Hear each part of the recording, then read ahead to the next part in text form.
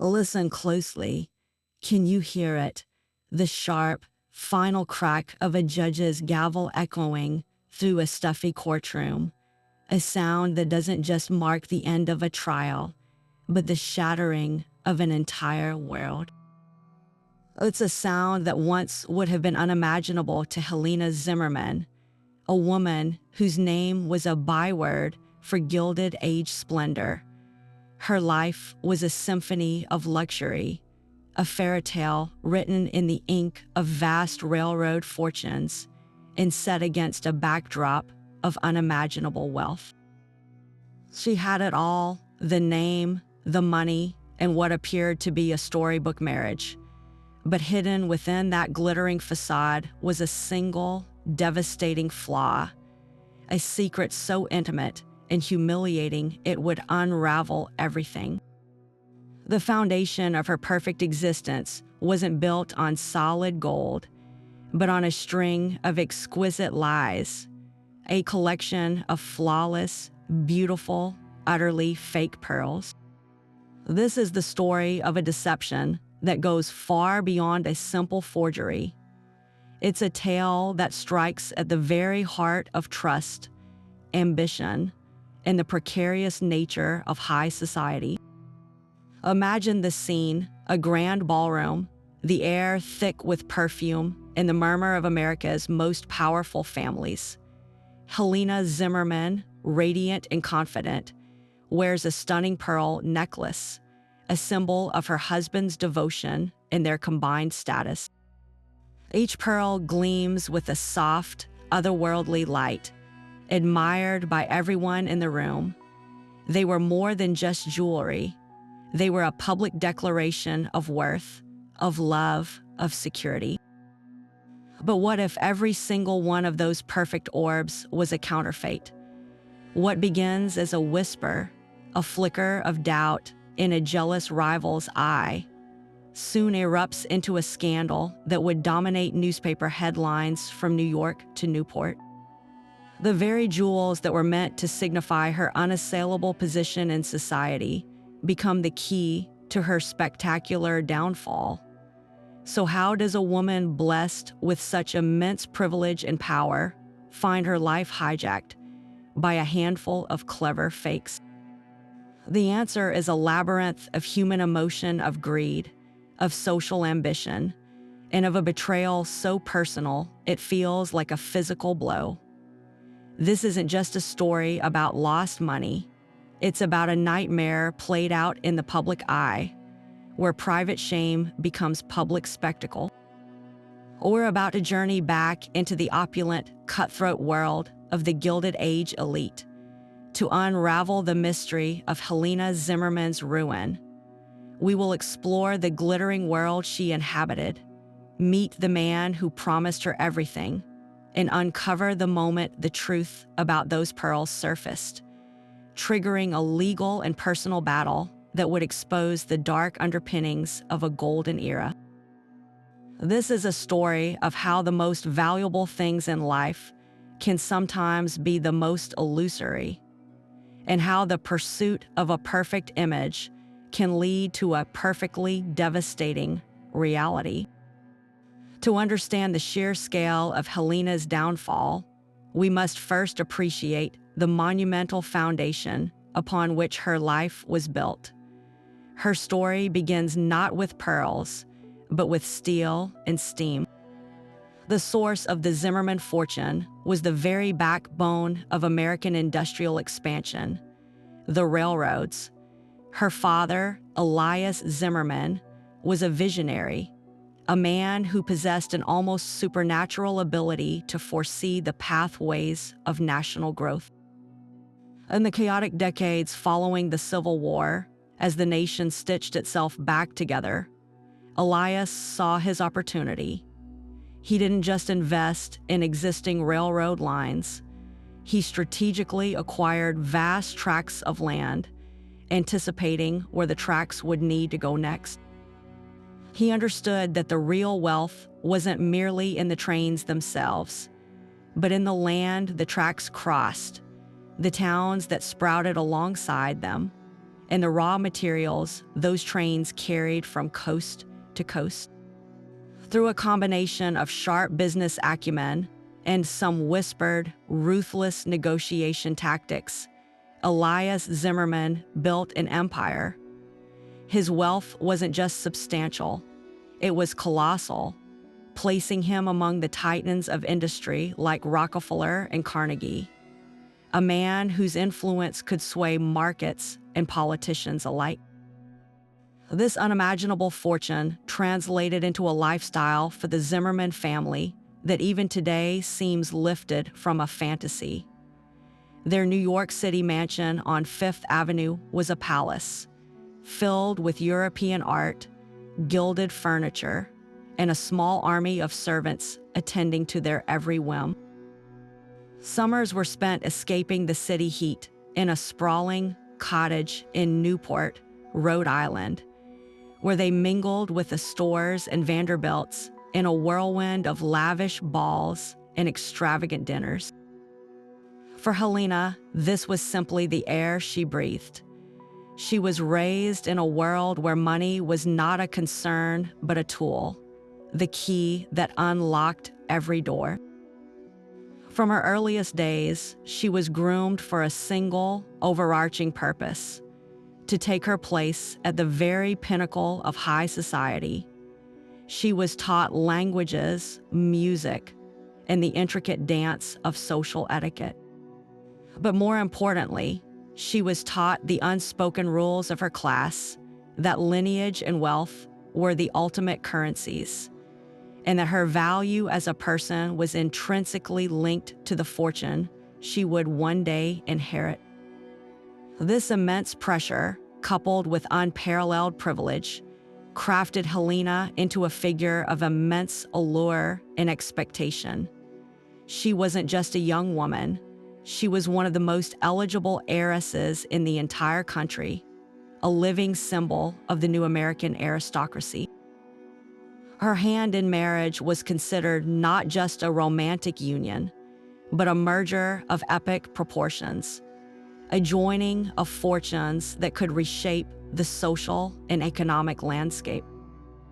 It was from this dizzying height of guaranteed security and immense social pressure that Helena Zimmerman would eventually meet the man who offered her a different kind of fairy tale, one that would tragically invert the solid reality of her railroad inheritance with the delicate, dangerous illusion of perfect pearls.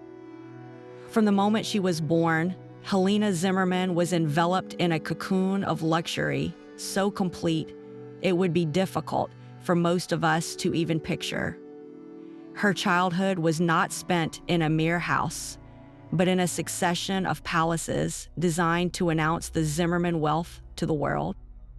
The primary residence was a monumental chateau on New York's Fifth Avenue, a fortress of limestone and marble filled with the scents of polished wood, fresh flowers, and the faint, ever-present aroma of money. Inside, life unfolded with a quiet, calculated precision. Helena would not have simply walked down a staircase. She would have descended a grand, spiraling masterpiece of carved mahogany, her hand gliding along a cool, polished banister. Her days were not marked by the ringing of a school bell, but by the rhythms of a vast household staff, the silent footsteps of butlers, the hushed conversations of maids, the distant clatter from a kitchen bustling to prepare multi-course meals that would be served on solid silver platters.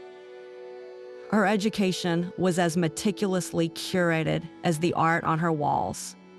While other children learned their ABCs, Helena was tutored in French conversation, Italian art history, and the delicate intricacies of the piano. Yet the most crucial lessons were not found in any textbook. They were taught over luncheon tables and in gilded drawing rooms. She learned how to discern the subtle social codes embedded in a calling card, the exact degree of warmth required when greeting a duchess versus a newly rich industrialist's wife, and the art of conversational deflection to avoid any topic that might be considered vulgar or common. This was the grooming of a princess for a court that had no official throne, but where the stakes were every bit as high. Her world was one of orchestrated perfection, a life where the messiness of ordinary existence, financial worry, social uncertainty, even strong displays of unscripted emotion, was carefully edited out. But this gilded cocoon existed within a far more brutal and competitive ecosystem. The Gilded Age society Helena was being prepared to lead was a battlefield. The old established families of New York, often called the Knickerbocker aristocracy, looked upon new fortunes like the Zimmermans with a mixture of disdain and desperate anxiety. Their wealth, built on land and legacy, was now being dwarfed by the explosive industrial fortunes of men like Elias Zimmerman. These newcomers, dubbed the robber barons, were determined to buy their way into the inner circles of high society, and they used their daughters as their most valuable currency. A debutante ball for a young woman like Helena was not merely a party. It was a strategic corporate launch, a calculated display of power and refinement designed to attract the most advantageous marital alliance possible. Every gown, every piece of jewelry, every guest on the invitation list was a move in a high-stakes chess game. Helena was raised to understand that her primary purpose was to secure the family's social position for the next generation through a brilliant marriage. The immense pressure to perform, to be flawless, to embody the perfect blend of wealth, beauty, and grace, was the constant, unspoken undercurrent of her seemingly charmed life. She was both the prize and the player in a game where the rules were unwritten and the penalties for failure were social oblivion. Into this glittering, high-pressure world stepped a man who seemed to have been crafted by central casting for the role of the perfect suitor. His name was Henry Stevens, and he arrived on the New York social scene with an air of effortless charm and established wealth that immediately turned heads. He wasn't a brash, loud industrialist from the Midwest. He carried himself with the quiet confidence of old money. Stevens was sophisticated, impeccably dressed in the finest London tailored suits, and possessed a conversational grace that put everyone at ease. He could discuss French wines with connoisseurs, European politics with diplomats, and the latest theatrical productions with equal fluency. To the mothers of eligible daughters, he represented a tantalizing prospect, a gentleman who appeared to have the breeding of the established aristocracy without the financial stagnation that sometimes plagued those old families. He was, by all initial accounts, the complete package. The courtship of Helena Zimmerman by Henry Stevens was the stuff of society page dreams. He was attentive but not overbearing, generous without being flashy. He sent exquisite bouquets of hothouse flowers to the Zimmerman mansion, secured coveted boxes at the opera for private viewings, and escorted Helena to the most exclusive cotillions. He seemed to understand the complex rules of Helena's world intuitively. Most importantly, he presented himself as a man of substantial, if somewhat discreet, means. He spoke vaguely of family holdings and European investments, painting a picture of a fortune built over generations, a fortune that was stable and respectable. In a society obsessed with labels and lineage, Stevens's background was curiously lacking in specific, verifiable details, but his polished demeanor and obvious wealth lulled any potential suspicions. For Helena, who had been pursued by many men primarily for her railroad fortune, Stevens's attention must have felt refreshingly genuine. He seemed to value her for her wit, her beauty, and her company, not just her bank balance. He offered the promise of a partnership based on mutual affection and sophisticated taste, a life that would continue the luxury she was born into, but perhaps with a more romantic, European flair. Beneath this polished surface, however, were subtle cracks that a more cynical observer might have noted. While Stevens spent money freely, the sources of his wealth remained shrouded in a polite fog. If pressed, his explanations were charmingly vague, often deflected with a self-deprecating joke or a change of subject to more pleasant topics. There were no sprawling family estates one could point to on a map, no well-known corporations bearing his name. He was a man seemingly without a past, a figure who had materialized fully formed into the highest echelons of New York society. Yet, in the giddy whirl of a courtship that captivated the city, these questions were easily dismissed as irrelevant. In the Gilded Age, new money was appearing overnight. Perhaps Henry Stevens was simply the latest, most elegant example. His charm was a powerful currency in itself, and it bought him a great deal of trust. The union of the Zimmerman railroad fortune with the sophisticated, old-world allure of Henry Stevens was hailed as a brilliant match, a merging of American industrial power with European refinement. It was a fairy tale everyone was eager to believe, a narrative so perfect that no one dared to look too closely at the fine print of the charming prince's story. The wedding of Helena Zimmerman and Henry Stevens was not merely a ceremony. It was a seismic event in the social landscape of the Gilded Age, a spectacle meticulously designed to broadcast a singular message of unassailable power and perfection. Held in the spring of 1892, the service took place at the grandest of New York's churches, with the reception following at the Zimmermans' Fifth Avenue Palace. The guest list read like a who's who of American aristocracy, a sea of Astors, Vanderbilts, and Goods, all gathered to witness what was universally described as the union of the decade. The newspapers of the day breathlessly chronicled every detail: the oceans of orchids and lilies that transformed the church into a perfumed garden, the military precision of the liveried footmen, and the 12-course wedding breakfast that featured delicacies shipped from across the globe.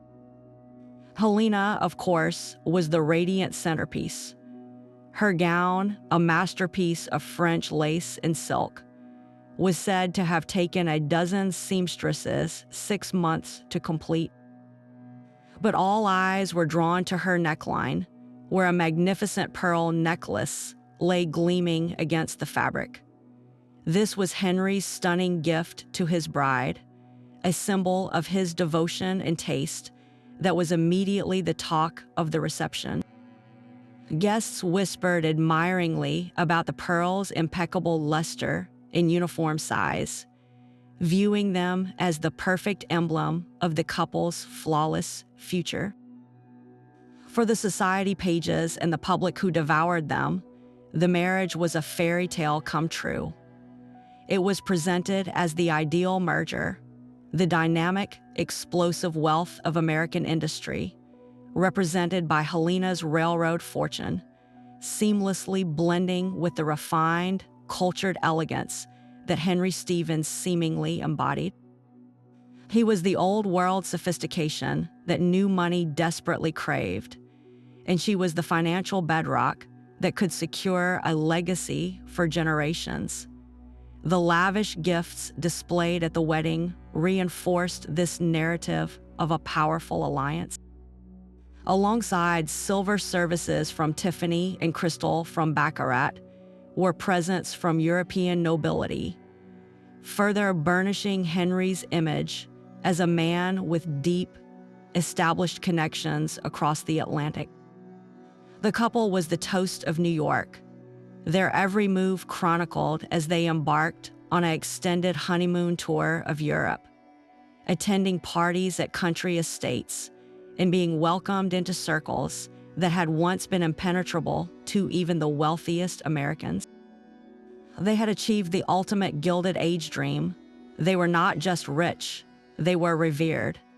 Their life appeared to be a continuous loop of glamorous parties, elegant dinners, and summers in Newport, where they built a sprawling shingle-style cottage that became a new landmark of excess. For years, the facade held perfectly. Helena presided over her households with the grace she had been trained for, and Henry moved through society with his characteristic charm, his business acumen praised as he seemingly managed their joint fortune with shrewd intelligence. They were the golden couple, living a life that seemed proof against any misfortune, their happiness as seemingly flawless and luminous as the pearls Helena wore at every major social event. This period represented the absolute peak of their public life, a dazzling high point from which the only possible direction was a devastating fall. And so began a chapter of their lives that read like a meticulously illustrated storybook of global luxury. Fresh from their spectacular wedding, Helena and Henry Stevens embarked on what the society columns gleefully termed a perpetual honeymoon, a years-long tour of Europe's most exclusive enclaves. This was not the hurried trip of common tourists. It was a grand procession designed to cement their status on an international stage. They took up residence in a suite at the Ritz in Paris, where Henry became a celebrated patron at the finest art galleries, acquiring old master paintings with an apparently bottomless purse. In Rome, they were granted private audiences with cardinals, and in London, their names appeared on the guest lists for weekends at the country estates of dukes and earls. Everywhere they went, Helena was a vision of American heiress perfection, and Henry was the epitome of continental sophistication. They were the darlings of the transatlantic set, a couple whose wealth and style seemed to open every door. Back in the United States, their spending reached truly epic proportions. While Henry spoke of his own shrewd investments, the undeniable engine funding this empire of elegance was the vast fortune Helena had inherited from her father's railroad empire. They expanded the Newport cottage into a 70-room marvel they named Seacliff, an oceanfront palace where they hosted legendary summer parties. The guest arrivals alone were spectacles. It was said that on a single weekend, one could witness a procession of private railway cars delivering America's elite directly to the Stevens door. Inside, the home was a temple to their tastes, filled with Renaissance tapestries, gilded furniture, and a collection of jewels for Helena that would rival a minor European royal family. Henry, playing the part of the cultured connoisseur to perfection, continued to acquire art, filling their New York mansion with works by Gainsborough and Rembrandt, each purchase loudly touted as a testament to his impeccable eye and, by implication, his own financial prowess. This carefully constructed life required a constant, staggering outflow of cash, a river of gold that flowed directly from the Zimmerman trusts and holdings. The parties, the art, the travel, the houses. All of it was charged to accounts that were, in reality, funded by Helena's inheritance. Henry Stevens, for all his charm and apparent worldliness, was not the financial titan he pretended to be. He was, in effect, the masterful curator of a museum built with his wife's money, a brilliant impresario staging a magnificent production in which he was the star. He managed the finances, presenting Helena with ledgers that showed healthy returns from his supposed European ventures, all while quietly diverting her capital to sustain their extravagant public image. The couple's reputation as one of the era's most glittering pairs was entirely dependent on the very railroad fortune that Henry had married into. The dazzling dream they were living was underwritten, down to the last bottle of champagne and every single one of Helena's magnificent jewels, by the Zimmerman dime. This grand illusion of shared, self-made opulence was sustainable only as long as the immense well of Helena's wealth did not run dry, and as long as no one looked too closely at the actual source of the funds that fueled their brilliant ascent. Yet for all its dazzling brilliance, no facade of Gilded Age opulence can remain perfectly intact forever. The first signs of strain in the Stevens storybook life did not arrive with a dramatic crash, but with the faintest of whispers, the kind that slithered through drawing rooms and clubhouses, just loud enough to be noticed. The vague nature of Henry's business dealings, once accepted as a mark of discreet old money elegance, slowly began to feel less like sophistication and more like an unsettling void. When pressed by fellow financiers at social gatherings about his latest ventures, his answers remained charmingly nonspecific. He might mention promising railway bonds in the Midwest or a new shipping concern, but he never offered the concrete details, the names of companies, the specific routes, the partners involved, that were the common currency of business conversation among men of his supposed stature. These omissions started to feel intentional, a carefully maintained fog that prevented anyone from seeing the true landscape of his finances. A particularly telling incident occurred during a weekend party at a friend's country estate.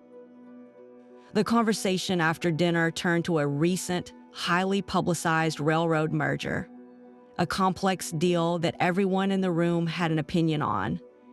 Henry, who had always presented himself as a savvy player in such markets, offered a broad, flattering assessment of the merger's potential.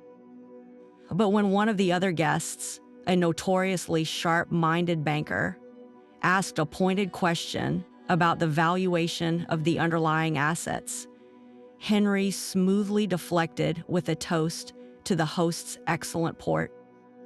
It was a masterful social maneuver, but to the banker and a few other observant guests, it was also a glaring evasion. The feeling was subtle, a quiet ripple of doubt. A man whose wealth was as real and tangible as he claimed would have relished the chance to demonstrate his expertise. Henry Stevens, it seemed, preferred to talk about the wine. These whispers slowly grew into murmurs of genuine suspicion. Acquaintances began to notice a curious pattern.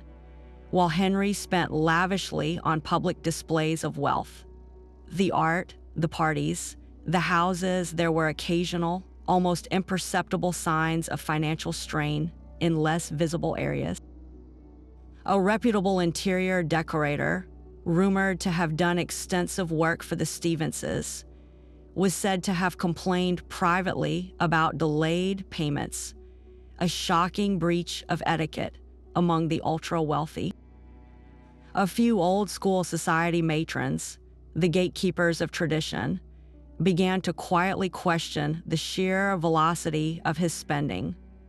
Old money accumulates and spends with a measured pace. It does not flash and sparkle with such frantic intensity. The very extravagance that had cemented Henry's reputation now started to work against him. It began to look less like the confident expression of established wealth and more like a performance, a desperate attempt to prove something that perhaps didn't exist. The perfect gleaming surface of their life was developing hairline fractures, visible only to those who knew exactly where to look. And the most devastating crack of all was soon to appear, not in a ledger book or a business deal, but nestled in a velvet jewelry case. It was against this backdrop of growing, quiet skepticism that Henry Stevens orchestrated his masterstroke, a public relations maneuver so brilliant it temporarily silenced every doubter. The occasion was Helena's birthday, and Henry planned a dinner party at their New York mansion so lavish it would be remembered for decades. The guest list included the most influential and discerning members of their circle, the very people whose whispers he needed to quell. As the final course was cleared, Henry stood, tapping his crystal glass for silence. With the room's full attention, he spoke not of business or politics, but of love and devotion. He painted a picture of his wife as a muse, a woman whose grace and beauty inspired him to greatness. And then, with a theatrical flourish, he presented her with a small, velvet-covered box. The moment Helena lifted the lid, a collective, almost reverent gasp filled the room. Nestled inside was a pearl necklace of such staggering perfection it seemed almost unreal. The pearls were not merely white. They possessed a deep, creamy luminescence, a soft inner light that seemed to glow independently of the candlelight flickering around them. Each pearl was a perfect sphere, matched in size and color with an impossible precision. They were strung so expertly, they appeared to be a single, flowing cascade of moonlight. In an age where pearls of this quality were rarer and often more valuable than diamonds, this was a declaration of immense wealth. Guests immediately began mentally calculating its worth, whispering estimates that ranged from $250,000 to over $500,000, a sum equivalent to many millions today. But Henry's presentation was key. He did not present it as a trinket bought with his wife's money. Instead, he framed it as a token of his own success, a fruit of his brilliant, albeit mysterious, investments. He spoke of acquiring it through a private European collector, implying a level of connoisseurship and access that money alone could not buy. In that single, calculated gesture, the necklace became far more than a piece of jewelry. It was transformed into a symbol of Henry's purported financial independence and acumen. It was his answer to the silent accusations, his proof that he was not merely living off his wife's fortune, but was a formidable wealth creator in his own right. For Helena, sitting there under the admiring gaze of everyone she knew, the necklace must have felt like the ultimate vindication. Any private anxieties she might have harbored about her husband's business affairs were washed away in the radiant glow of those pearls. It was a tangible, breathtaking symbol of his love and, more importantly, of his capability. He had not just given her a beautiful object, he had given her back her confidence in their shared life and in him. From that night forward, Helena was rarely seen without the pearls. They became her signature, an inseparable part of her public identity. At every opera performance, every Newport ball, the necklace was there, gleaming around her neck, a constant, visible rebuttal to any lingering doubt.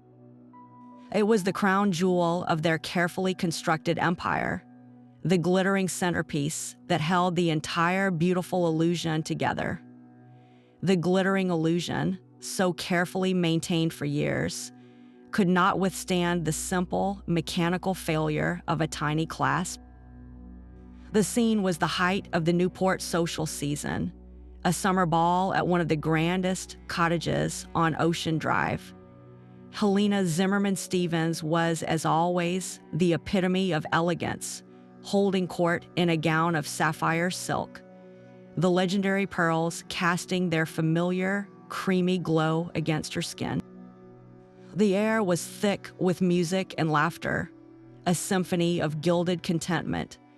Then, during a spirited turn on the dance floor, it happened.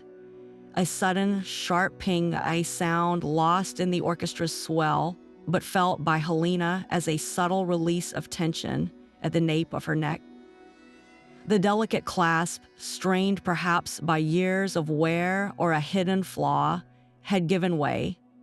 Instinctively, her hand flew to her throat, catching the necklace just as it began to slide. For a moment, it was merely an inconvenience, a minor disruption in an otherwise perfect evening. A maid was summoned to secure the pearls in a small velvet pouch, and Helena, with a practiced smile, continued her hosting duties, the incident seeming nothing more than a trivial footnote to the night's festivities. The following morning, in the calm light of day, the broken necklace was more of an annoyance than a crisis. Such things happened. For Helena, the solution was straightforward. One did not simply take a piece of jewelry of such immense value to any ordinary repair shop. She dispatched a trusted servant to deliver the pearls to the most prestigious and discreet jeweler in New York, a man whose family had served the Astors and Vanderbilts for generations.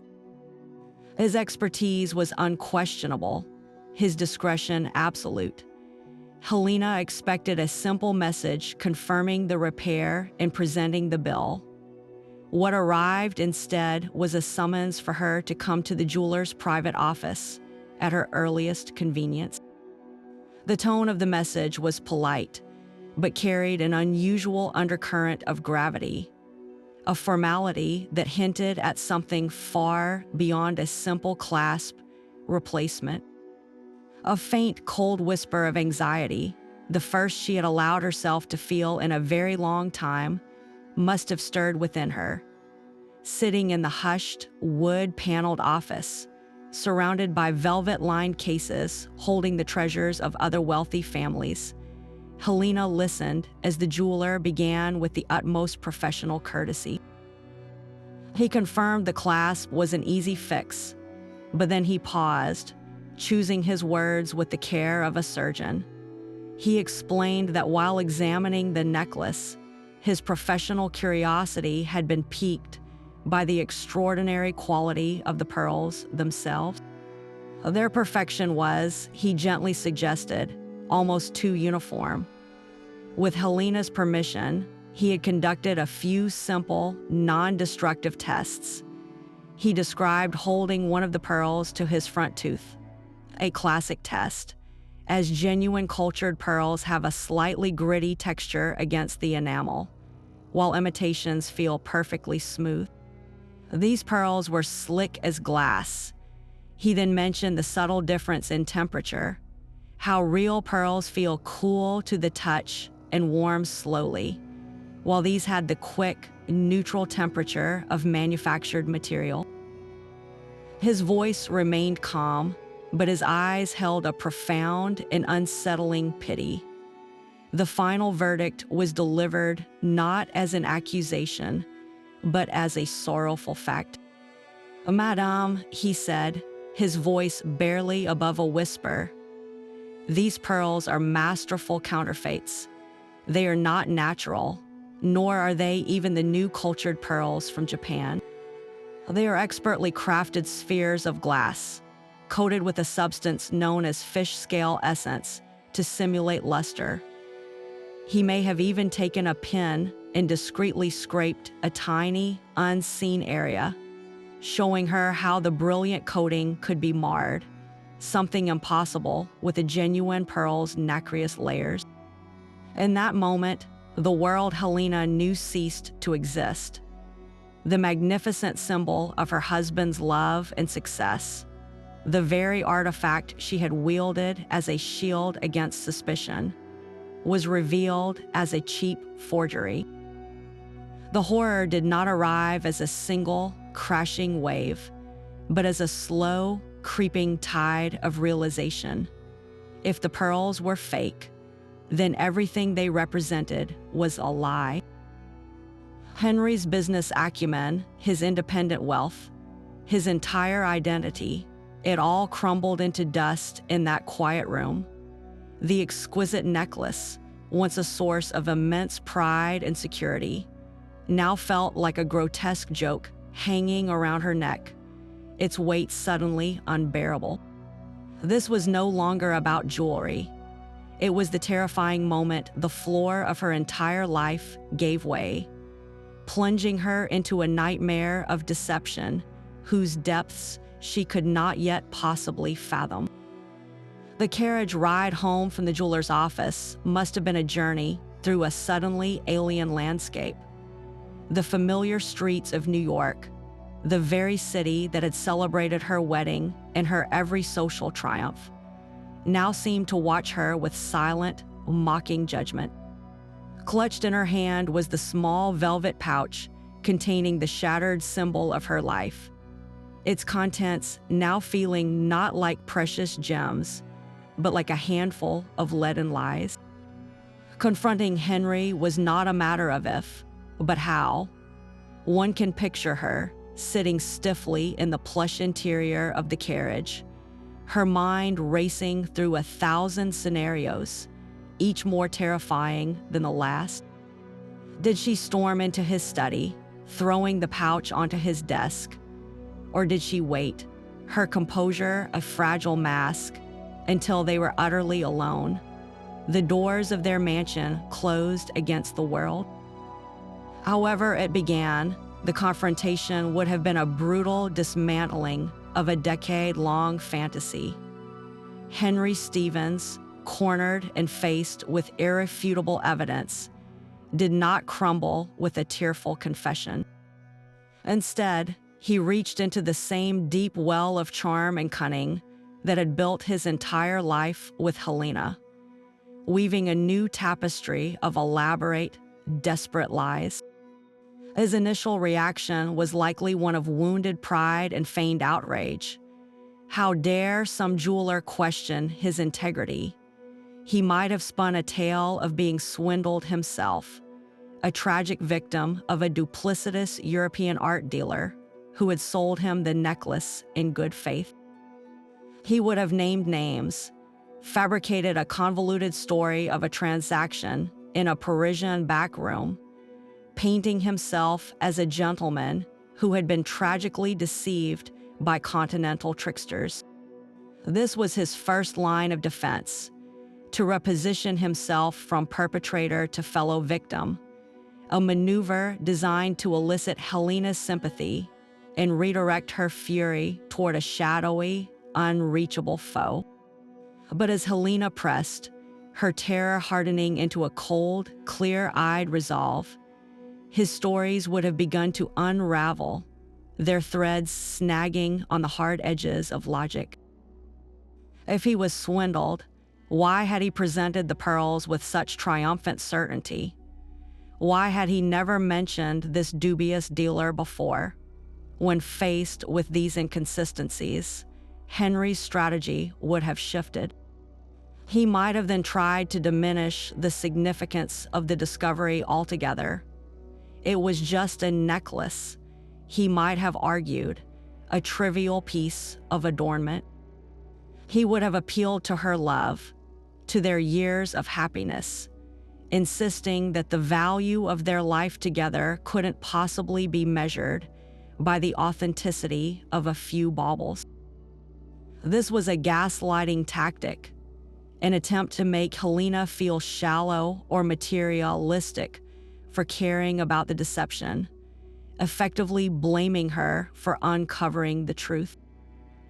The argument would have spiraled from the specific pearls to the entire foundation of their marriage, with Helena demanding answers about the true state of their finances, and Henry retreating behind a wall of obfuscation and offended dignity. It was in this heated, painful exchange that the most horrifying realization would have dawned on Helena. The fake pearls were not an isolated incident, a single bad purchase hidden among a lifetime of integrity. They were the key that unlocked a much larger, more terrifying truth. If Henry had lied so boldly and so skillfully about this very public symbol of his wealth, what else was a fabrication? Her mind would have raced back through the years, the art collection he was so proud of, the successful investments he reported on, the very sources of his income. A chilling question took hold. Was any of his fortune real? The terrifying probability was that the deception was systemic. The pearls were merely the most visible, most poetic flaw in a vast and intricate structure of deceit. The man she had built her life with, the father of her children, was potentially a complete fiction. The elegant life they led, the parties, the houses, the respect, it was all being funded by her inheritance, while he played the part of the wealthy patriarch.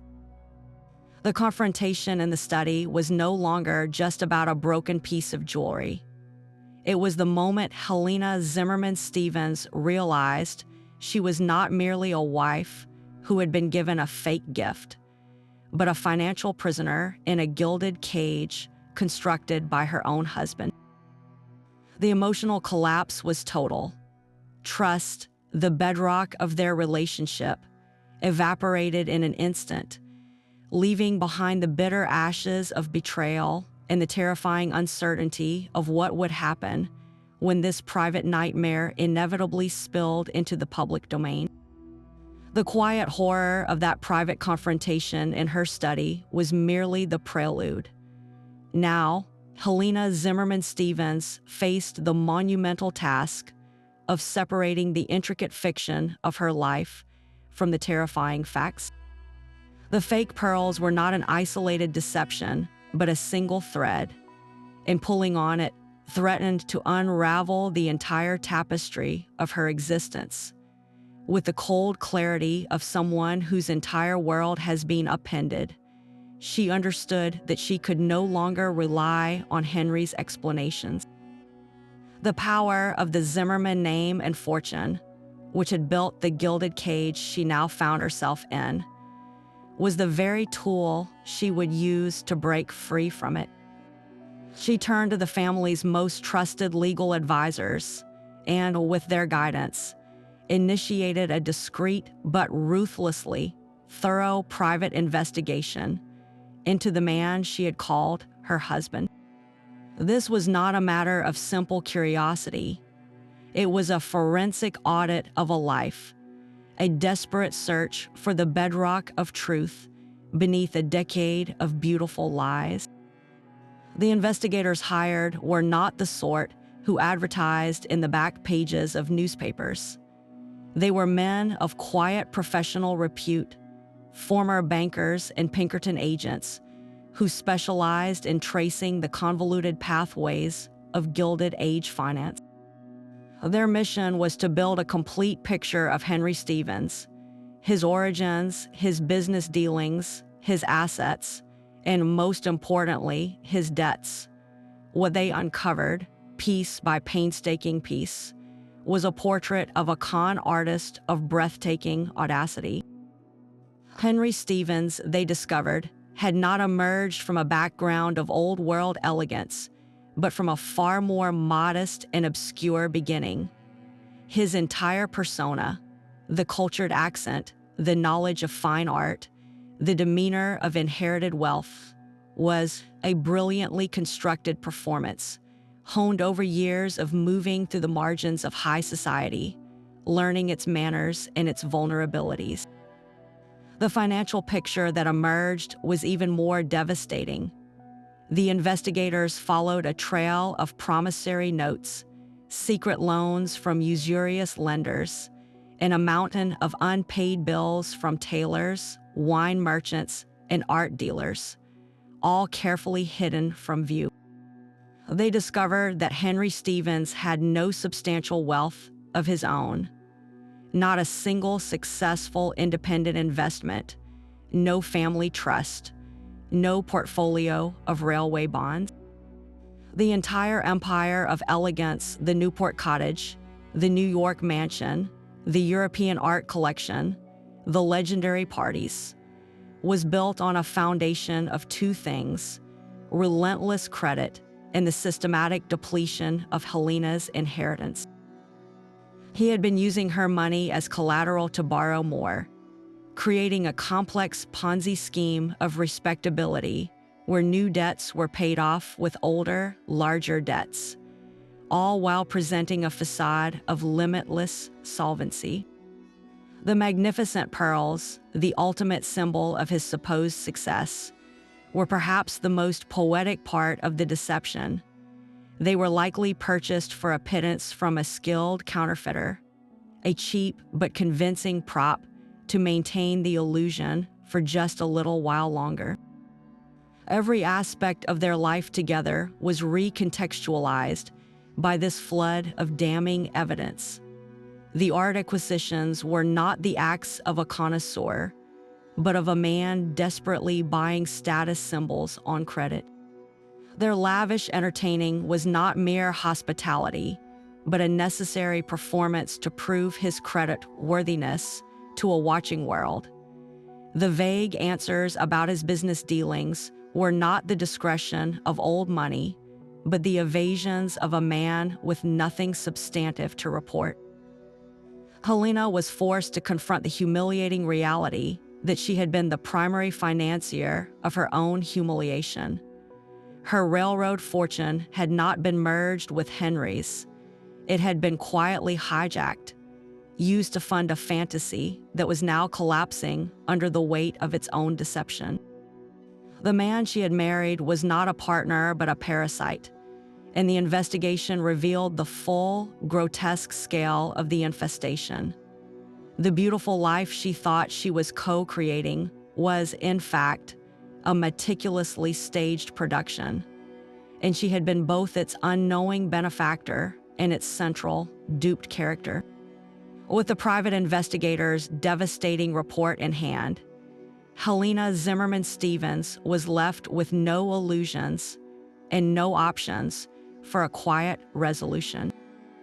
The foundation of her marriage was not just cracked, it was a sinkhole of deceit. To protect what remained of her fortune and her future, she had to take action that was, for a woman of her station, almost unthinkably public. Advised by her attorneys, Helena made the fateful decision to file for a legal separation, a step that would freeze Henry's access to her assets and begin the process of untangling their disastrous union. But in the goldfish bowl of Gilded Age high society, there was no such thing as a private legal matter for someone of her prominence. The moment the court documents were stamped and filed, the carefully constructed walls of her private life crumbled, and her nightmare was served up as the morning's most delicious scandal. The eruption into the public sphere was immediate and merciless. Newspapers, which had once fawned over her wedding and every social triumph, now pounced on the story with unbridled glee. The headlines were not merely informative. They were crafted for maximum sensation. Railroad heiress sues husband. Shocking allegations of deception. Blared one paper, another more dramatically proclaimed, "Fortune's fraud, Mrs. Stevens claims husband's wealth a mirage." The story had everything the public craved: unimaginable wealth, a beautiful heiress, a charming imposter, and the ultimate betrayal. The New York Times, while more restrained in its language, still laid out the humiliating specifics in stark black and white. The petition for separation did not mince words. It detailed the systematic deception practiced by Henry Stevens, explicitly mentioning the spurious and counterfeit pearls presented as genuine, and alleged that he had wasted and converted a large portion of her separate estate through fraudulent representations. For Helena, the exposure was a unique form of torture. The very details that were her deepest private shame, the fake pearls, the drained bank accounts, her own gullibility, were now being dissected on breakfast tables across the country. Reporters staked out the steps of her Fifth Avenue mansion, shouting intrusive questions whenever her carriage appeared. Caricaturists for the popular yellow press had a field day, drawing unflattering cartoons of Henry as a foppish fox fleeing a henhouse of jewels, and of Helena as a weeping, pearl-clutching simpleton. The society pages, which had once been her personal cheering section, now traded in whispers and thinly veiled speculation about what other humiliations she must have endured. Her name, synonymous with privilege and power, became a byword for a cautionary tale. The quiet dignity she had been raised to maintain was stripped away, replaced by the grotesque spectacle of her personal tragedy.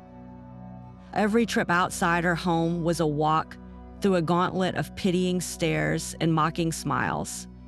The lawsuit, intended as a shield to protect her, had instead made her the star of a real-life drama of greed and betrayal, a public spectacle from which there was no escape. The ensuing legal battle was less a private hearing and more a theatrical production staged for the amusement and moral instruction of all New York. The courthouse became an extension of the ballroom, with society figures arriving in their finest carriages not to serve as jurors, but as spectators to the greatest scandal of the season. They filled the wooden benches, fans fluttering not just from the summer heat, but from the sheer excitement of seeing one of their own publicly dismantled. The air was thick with the scent of perfume and anticipation, a stark contrast to the dry, legal atmosphere that typically presided.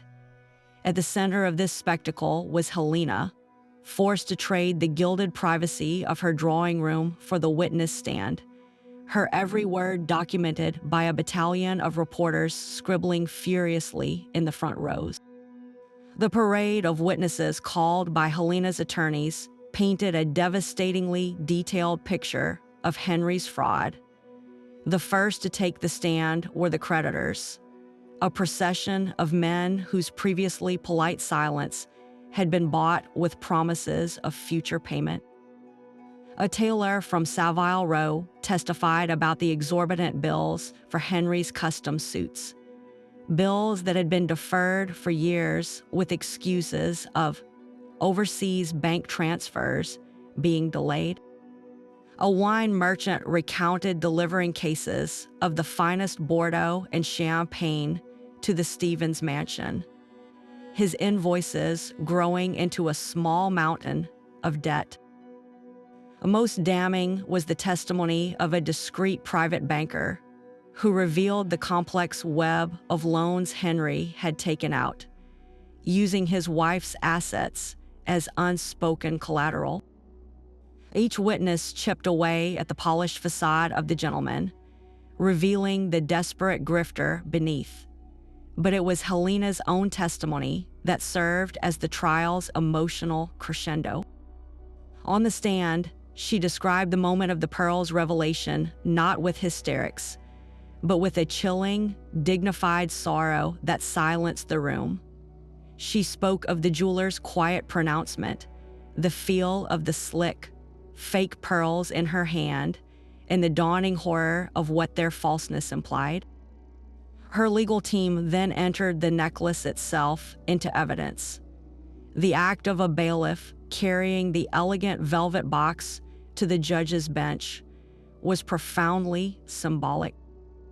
There, under the harsh light of the courtroom, the celebrated pearls were transformed from a symbol of supreme luxury into exhibit, in a case of systemic deception. The prosecutor likely held them up, not as objects of beauty, but as tangible proof of a lie, explaining to the jury how these glass imitations had been the keystone propping up Henry's entire fictional identity. Henry Stevens's defense was a masterclass in shifting blame and wounded pride. His lawyers argued that the entire case was a gross misunderstanding, an overreaction by a hysterical woman to a simple mistake. They floated the theory that Henry had been duped by an unscrupulous dealer, portraying him as yet another victim in the transaction. When confronted with the mountain of debt, they argued that all spending was done with the intention of bolstering the social position he shared with his wife, a necessary investment in their combined future. It was a performance of breathtaking audacity, an attempt to reframe reckless fraud as ambitious enterprise. But under cross-examination, the narrative unraveled. He could not produce the mysterious European art dealer, could not satisfactorily explain the secret loans, and could not account for the vast sums of Helena's money that had simply vanished. His charm, which had worked so effectively in drawing rooms, curdled under the relentless, logical questioning of the courtroom. The trial reached its climax not with a bang, but with the slow, inexorable collapse of a man who had run out of stories to tell, his deceptions laid bare for a hungry public that had finally seen behind the curtain. While the legal battle unfolded within the solemn confines of the courtroom, a parallel and arguably more influential trial was being waged daily on the front pages of the nation's newspapers. The Gilded Age was the golden era of print media, a time when fierce competition between titans like William Randolph Hearst and Joseph Pulitzer gave rise to yellow journalism, a style of reporting that prized sensationalism, scandal, and moral outrage above sober fact. For these publishers, the Stevens case was not a complex human tragedy. It was a godsend, a pre-packaged melodrama with a cast of characters the public already loved to hate, and a plot dripping with themes of greed and deceit. Reporters did not merely cover the trial, they amplified it, distorting its details into a stark, black and white narrative designed to sell papers and stoke the anxieties of a nation grappling with vast inequality. Helena Zimmerman Stevens, once the untouchable princess of Fifth Avenue, was now the central figure in a media-crafted archetype. The press, particularly the more scandal-hungry papers, presented her story as a cautionary fable for the times. On one hand, she was painted as the virtuous, wronged wife, a symbol of old money integrity betrayed by the flashy, deceptive values of the new aristocracy. Headlines lamented the plight of the railroad heiress, portraying her as a naive victim of a heartless fortune hunter. Yet, this sympathetic portrayal was often laced with a subtle, vindictive schadenfreude. For the average reader struggling to make ends meet, the spectacle of a woman who had inherited millions being humiliated by fake pearls offered a perverse sense of justice. The papers expertly played to this sentiment, turning her personal agony into a public lesson about the perils of marrying for appearances in the hollow nature of gilded luxury. Her tragedy was repackaged as a morality play, warning that even the most magnificent fortunes could not protect against a charming liar. Henry Stevens, in turn, was fashioned into the perfect villain for this narrative. The press stripped away his cultivated charm and reinvented him as the embodiment of a deep-seated social fear, the predatory social climber. He was no longer a complex man, but a caricature, the imposter of Fifth Avenue, or the society Svengali. Reporters exaggerated his mannerisms, describing his courtroom demeanor as shifty and arrogant, and invented colorful details about his past, linking him to other rumored frauds and confidence men. This one-dimensional portrayal served a clear purpose. It simplified a complicated story of financial fraud and marital betrayal into an easily digestible tale of good versus evil. The public didn't need to understand the intricacies of promissory notes or asset depletion. They could simply boo the clearly defined villain who had tricked the beautiful heiress. The coverage itself was a spectacle of intrusion and invention. Courtroom sketches, published daily, captured not the factual proceedings but the most dramatic moments as imagined by artists. Helena weeping on the stand, Henry scowling in the defendant's chair. Reporters camped outside the Stevens mansion, harassing servants for any scrap of gossip and publishing breathless accounts of Helena's comings and goings, interpreting her stoic silence as despair or her rare public appearances as signs of resilience. The line between fact and fiction blurred constantly. A minor legal point would be inflated into a shocking revelation, and the testimonies of tailors and jewelers were presented as high drama. The press wasn't just reporting the news, it was scripting a real-time soap opera, with each edition offering a new cliffhanger designed to ensure readers would buy the next day's paper. This trial by newspaper had a profound and cruel impact on Helena's ability to navigate her own crisis.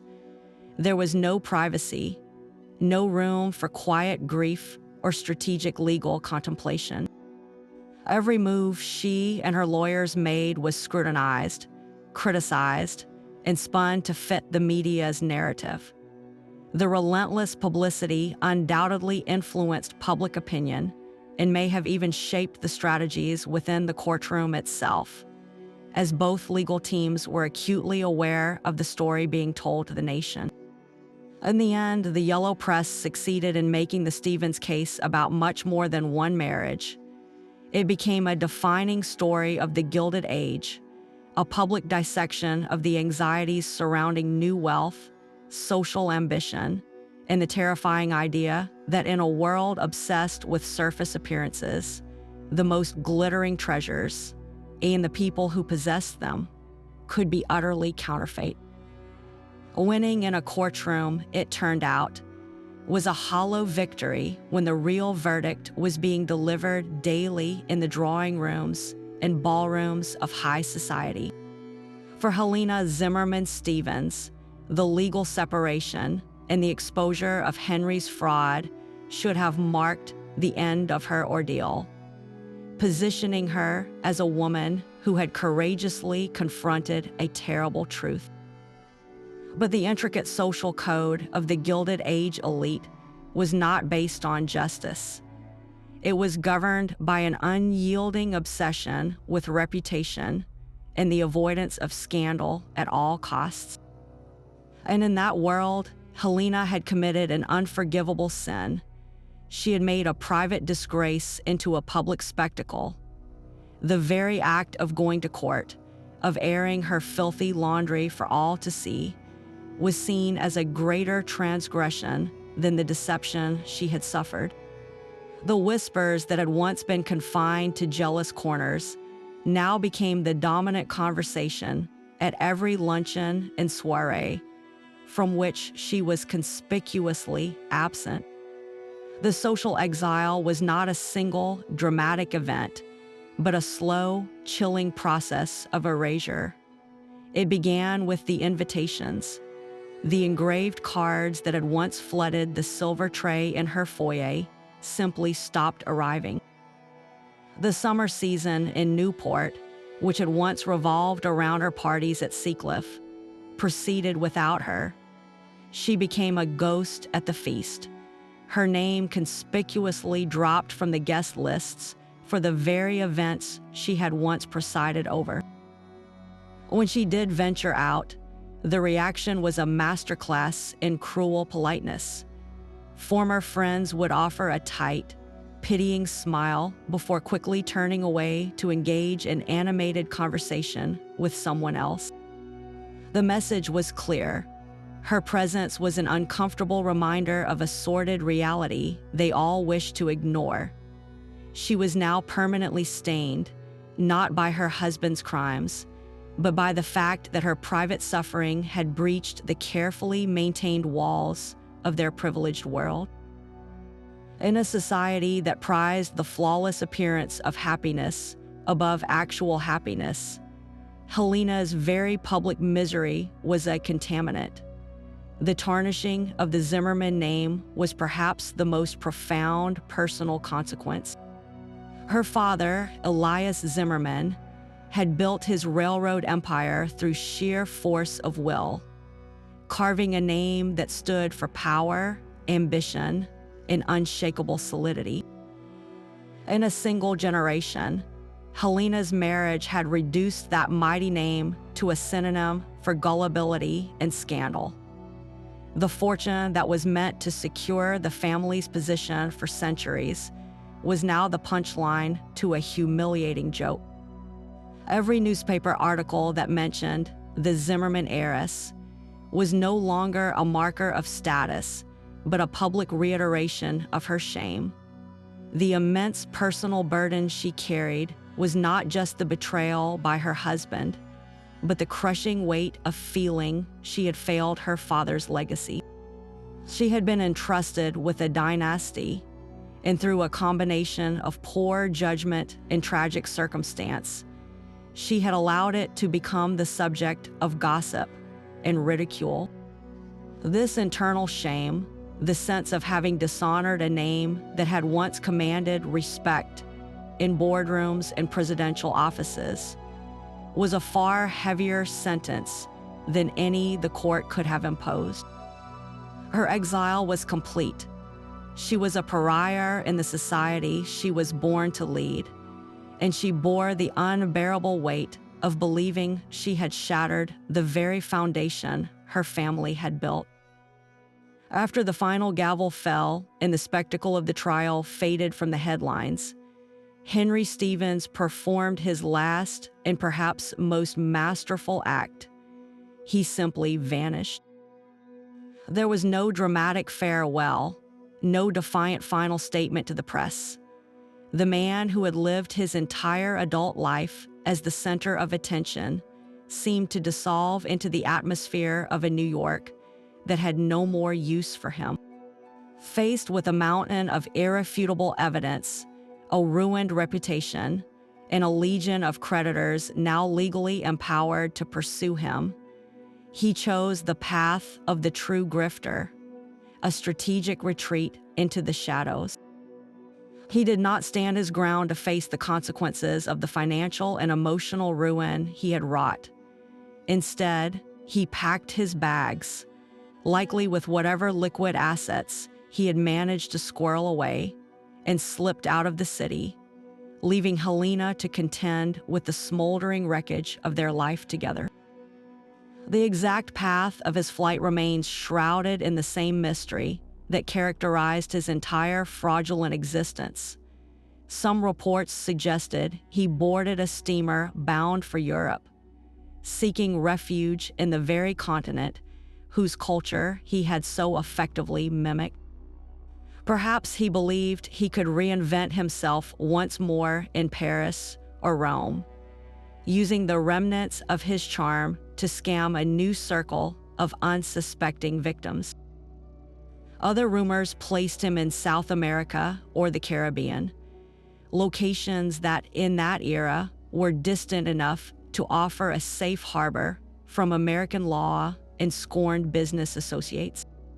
What is certain is that he never attempted to make amends. There were no letters of apology, no efforts to repay even a fraction of the debts he had accumulated in Helena's name. His disappearance was the ultimate confirmation of his character, a final cowardly act that proved every accusation against him true. He was not a flawed gentleman who had made mistakes. He was a consummate conman who, when his scheme finally collapsed, cut his losses and ran, abandoning the woman whose life and fortune he had plundered. For Helena, this vanishing act was a particularly cruel twist of the knife. While the legal system had granted her a separation, it could not provide true closure or justice. Henry's absence meant there was no one left to hold accountable in any meaningful way. The debts, the public humiliation, the shattered trust, these burdens became hers to carry alone. The man who had orchestrated the entire nightmare was free, escaping into anonymity while she remained trapped in the gilded cage of her social exile, a permanent monument to his deception.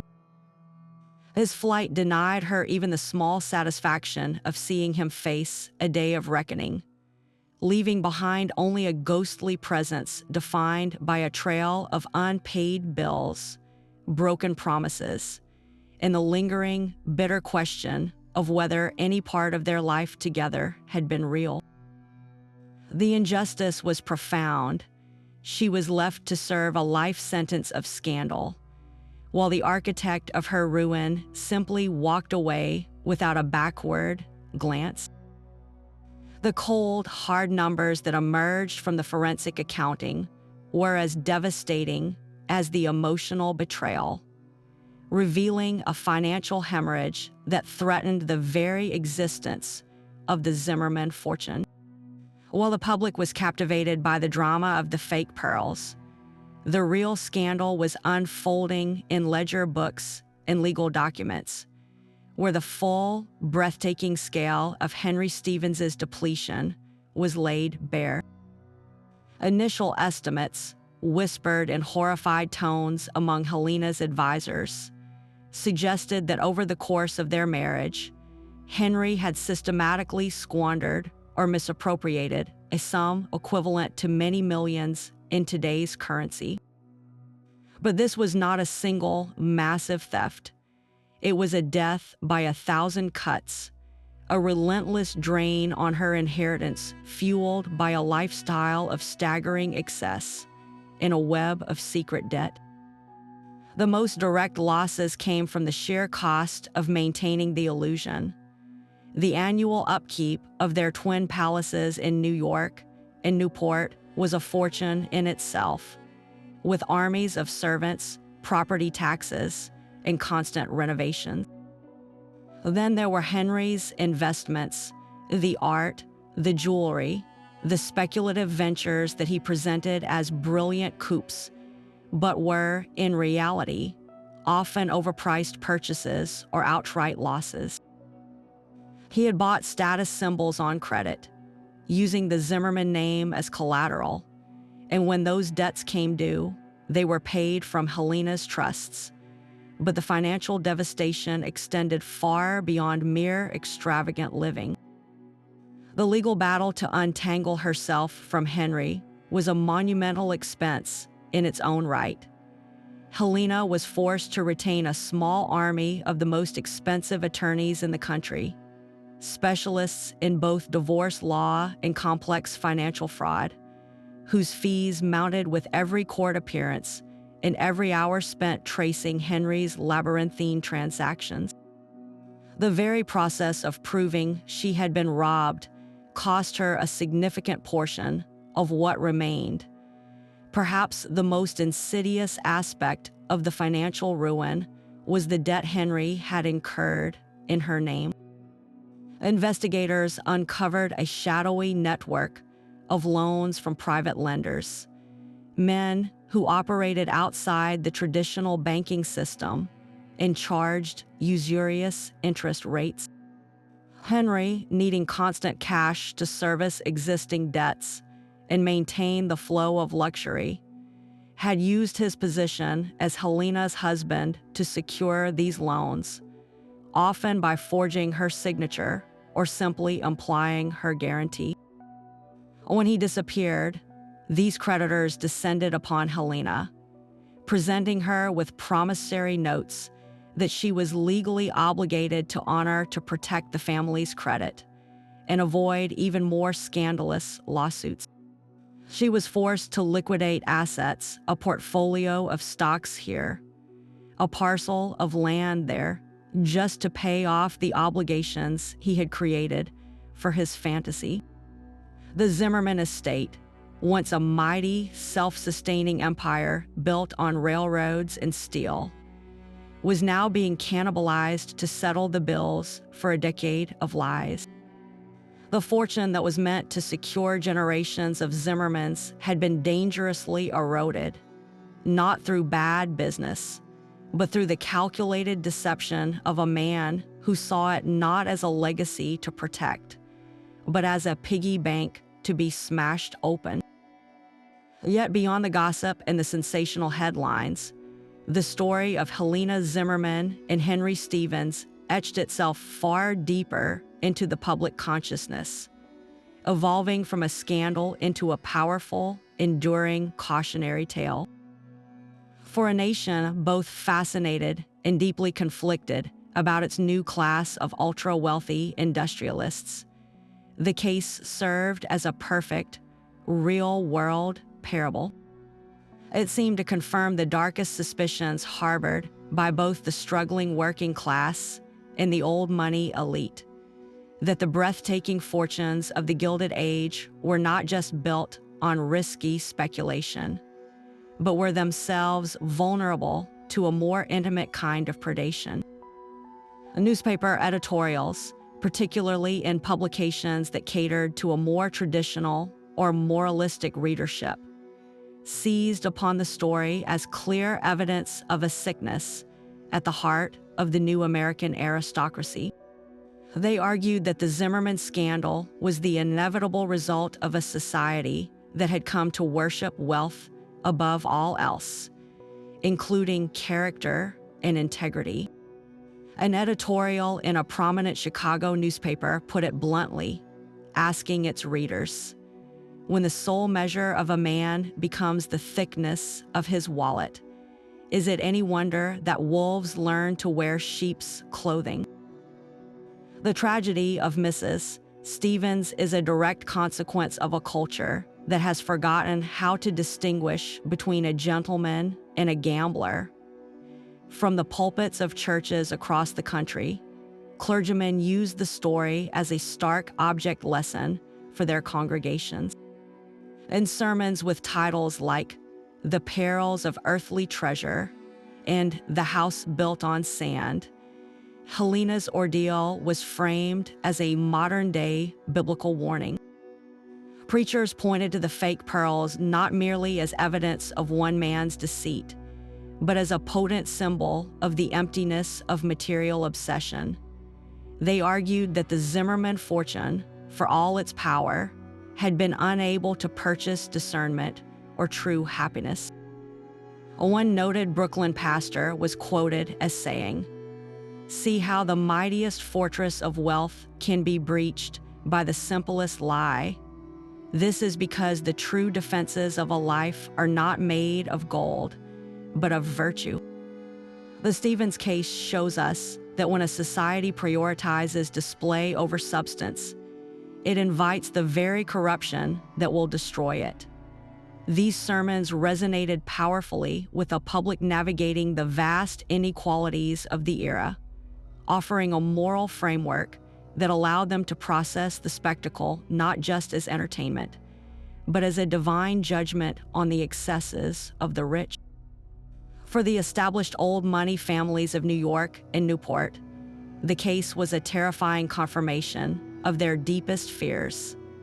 They had long looked down upon the ostentatious displays of the new industrial millionaires, viewing them as vulgar and lacking in the subtle codes of conduct that define true aristocracy. The Zimmerman disaster validated their snobbery. In their private correspondence and clubhouse conversations, they saw Helena not as a sympathetic figure, but as a victim of her own class's naivete.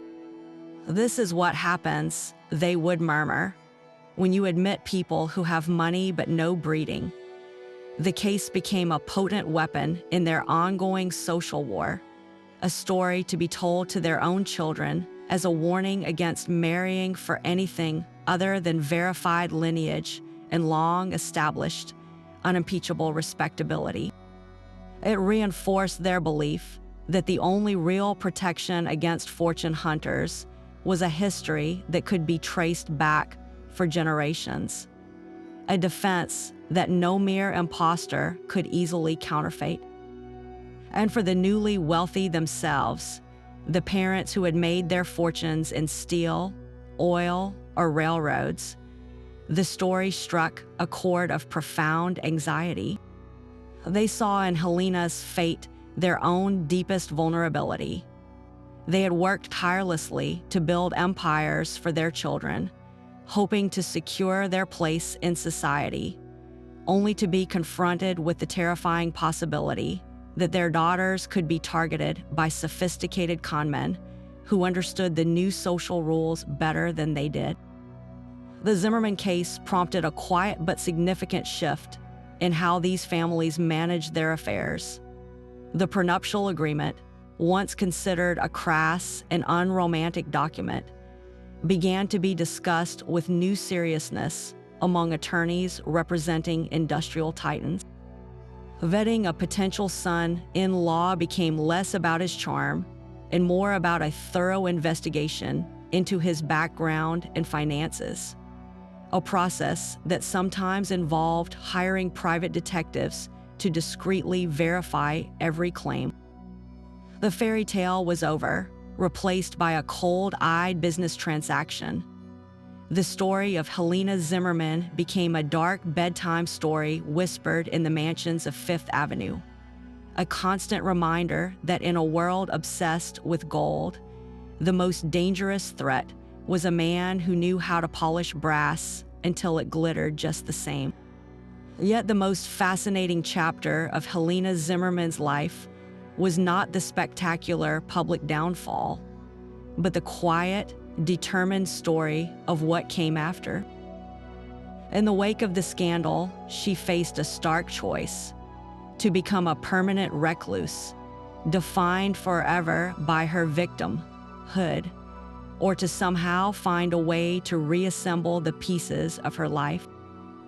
The gilded cage of high society had slammed its doors shut, but rather than wasting her remaining energy trying to batter them down, she made a conscious and profoundly pragmatic decision.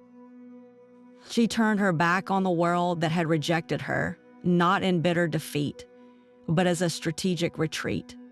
She sold the monstrous Newport cottage, Seacliff, a place forever stained with the memory of fraudulent parties, and she significantly downsized the Fifth Avenue mansion, liquidating assets not just to pay debts, but to sever ties with a lifestyle that had brought her nothing but grief. This wasn't a retreat, it was a recalibration.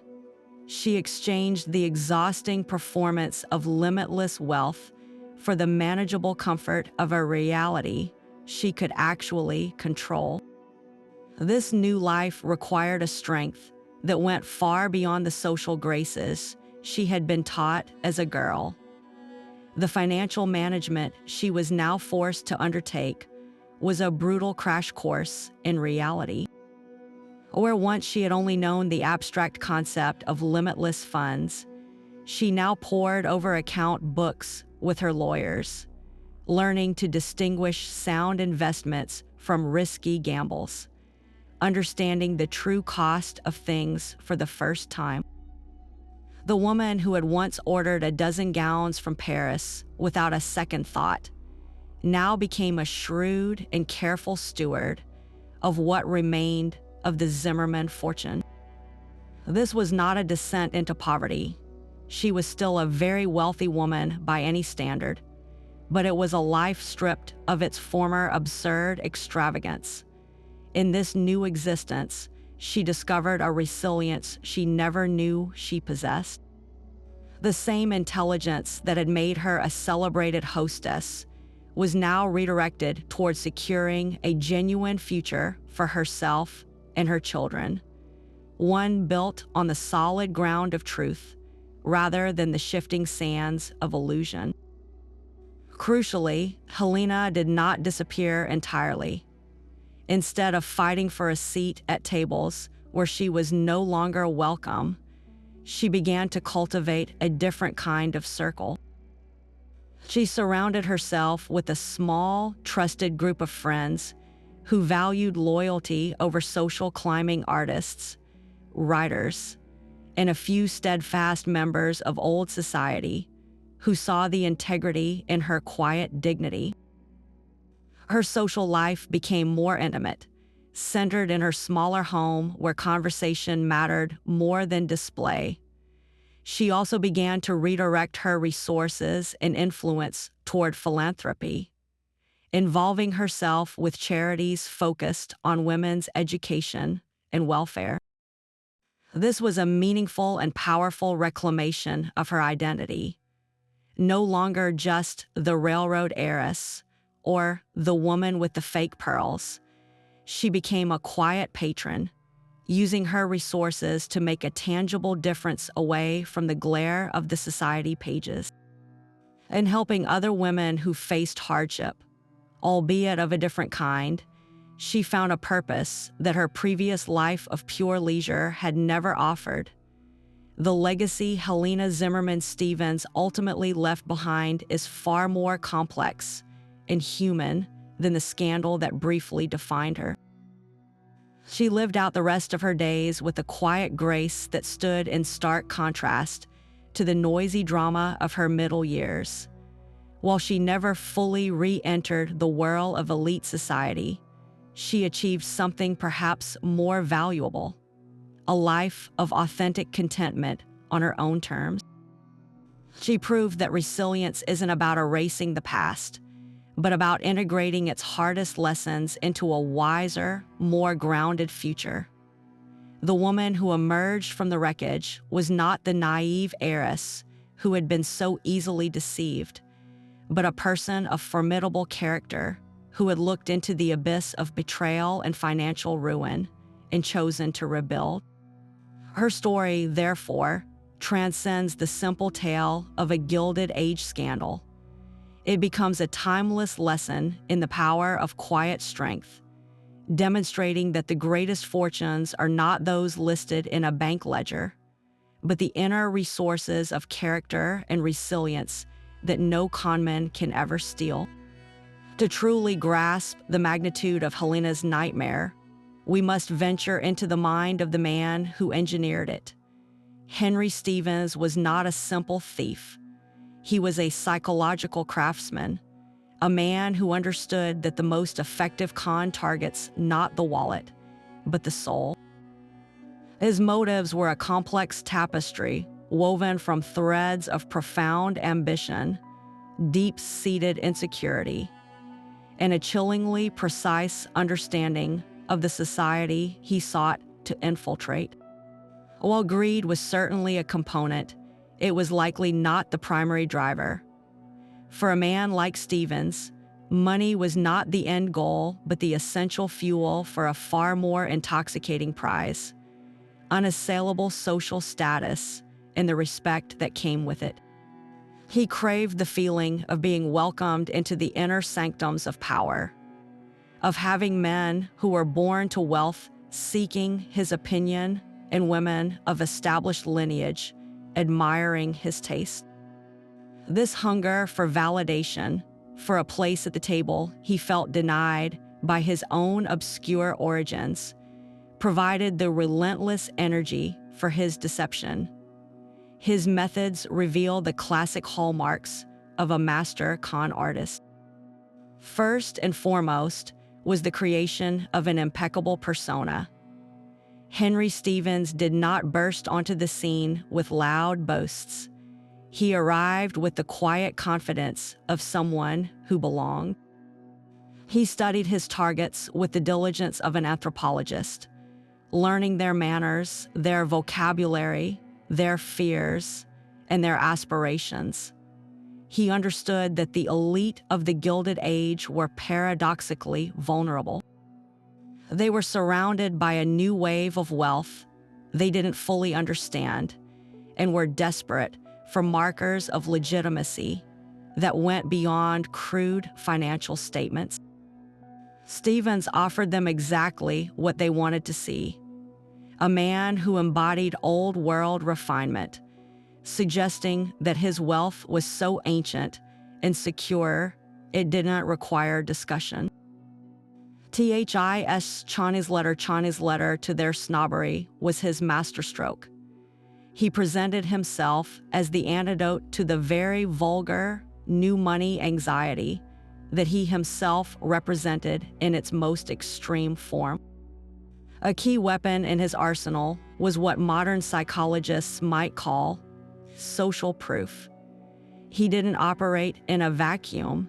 He used the existing structure of high society to validate his fiction.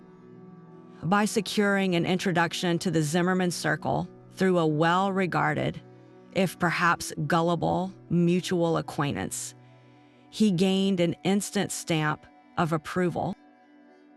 His presence at the right parties, his membership in exclusive clubs, all of these were carefully staged to create a perception of legitimacy. People thought, if he is accepted by the Astors, he must be genuine. This reliance on social cues made individuals suspend their own critical judgment. No one wanted to be the one to question the charming Mr. Stevens and risk appearing unsophisticated, or worse, envious. He expertly turned the vanity and insecurities of the upper class into a shield that protected him from scrutiny. Perhaps his most cunning psychological insight was his understanding of Helena's specific vulnerability. She was not a naive simpleton. She was a product of immense pressure. Raised to be a perfect symbol of her family's success, she was surrounded by suitors whose primary interest was transparently her fortune. Henry's approach was different. By seeming to value her for her company and refinement, and by presenting a facade of independent wealth, he offered her the one thing she likely craved beyond material comfort: a marriage that felt authentic, a partnership based on mutual affection rather than a cold financial merger. He exploited her deep-seated desire to be loved for herself, not her bank account. In this light, the fake pearls were not just a financial trick. They were a profound emotional manipulation, a symbol carefully designed to reassure her that she had indeed found a man whose worth matched her own. Stevens wasn't just stealing money. He was weaponizing the very human yearning for trust and belonging, making his betrayal all the more devastating because it struck at the core of what it means to be seen and valued. But to dismiss the fake pearls as mere costume jewelry is to miss the profound symbolism they carried, a symbolism that cut to the very heart of the Gilded Age's contradictions. In an era where personal worth was so often measured by outward display, these exquisite counterfeits were far more than a clever forgery. They were a perfect metaphor for the entire Stevens marriage and the precarious nature of the society that celebrated it.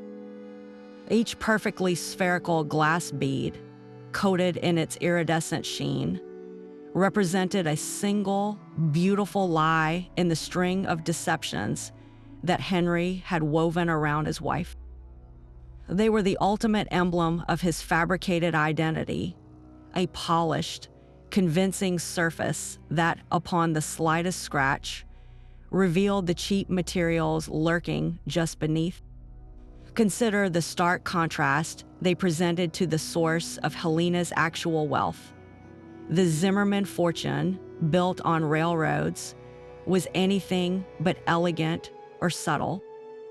It was loud, dirty, and brutally real, forged from steel rails, sweat, and the raw power of industrial ambition. It was the quintessential example of new money, unapologetic in its origins and monumental in its scale. Henry's fake pearls, on the other hand, represented the very opposite, the illusion of old money. Pearls have long been associated with legacy, with quiet, inherited wealth that needs no explanation.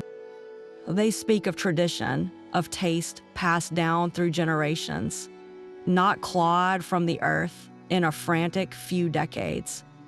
By presenting Helena with this specific jewel, Henry was making a deliberate statement. He wasn't just giving her a valuable object.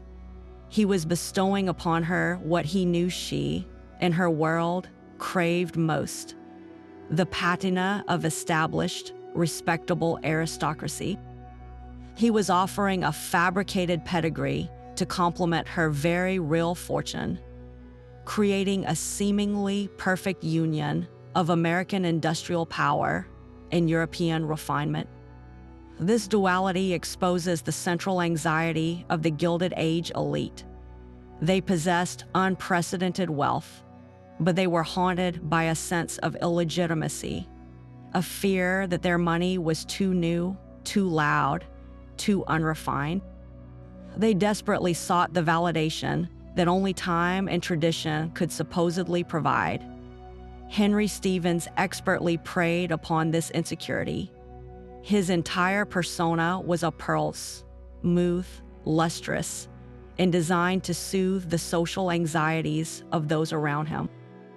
The tragedy is that Helena, raised within this value system, was conditioned to appreciate the pearl's glow without questioning its core. She had been taught to value appearance above all else, and Henry's greatest con was simply giving her precisely what she had been trained to desire. Furthermore, the pearls came to symbolize the devastating fragility of the trust between husband and wife. Trust, like the nacre of a genuine pearl, is built layer by delicate layer over time through consistent, truthful action. It is resilient yet can be damaged by a single, sharp impact. Henry's deception was that impact. The moment the jeweler revealed the truth, the entire layered structure of Helena's faith in him shattered instantly, just like the delicate glass beads would have if dropped on a hard floor. The necklace, which had felt like a warm, loving embrace around her neck, suddenly became a chilling, constant reminder of her own gullibility and the absolute hollowness of her marriage. It was a prison of perception, locking her into a narrative of humiliation.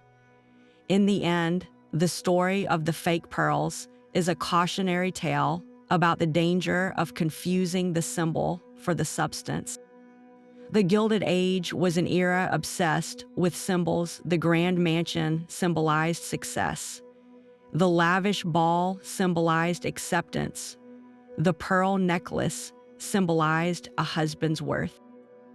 Helena Zimmerman's nightmare began when the symbol she was given to represent security and love turned out to be the very key that unlocked a vault of lies. The pearls forced a brutal reckoning, demonstrating that in a world intoxicated by surfaces, the most glittering and admired treasures could be entirely counterfeit. and that a life built on such beautiful illusions is destined for a devastating collapse. While Helena Zimmerman's story feels uniquely shocking, her nightmare was, in a tragic sense, a sign of the times. To truly grasp the forces at work, we must zoom out from her personal tragedy and see it as one vivid tile in a much larger mosaic of Gilded Age deception. This was an era where unprecedented fortunes were being created almost overnight, and with them emerged a new breed of predator, the sophisticated fortune hunter who understood that the quickest path to wealth was not through building an industry, but through marrying one. The Zimmerman case was not an isolated incident. It was a particularly dramatic example of a widespread social phenomenon, a pattern of exploitation that preyed upon the immense pressures faced by young women of immense wealth. Consider the almost parallel universe of Consuelo Vanderbilt. Her story, while lacking the element of outright criminal fraud, shares the same foundation of a life hijacked for financial and social ambition. Consuelo was the daughter of Alva Vanderbilt, a woman so determined to claw her way into the absolute highest echelon of New York society that she treated her daughter's future as a strategic weapon in that battle. Alva famously orchestrated Consuelo's marriage to Charles Spencer Churchill, the 9th Duke of Marlborough, a union that traded American millions for a British title. It was a transaction disguised as a romance, where Consuelo's personal feelings were utterly irrelevant.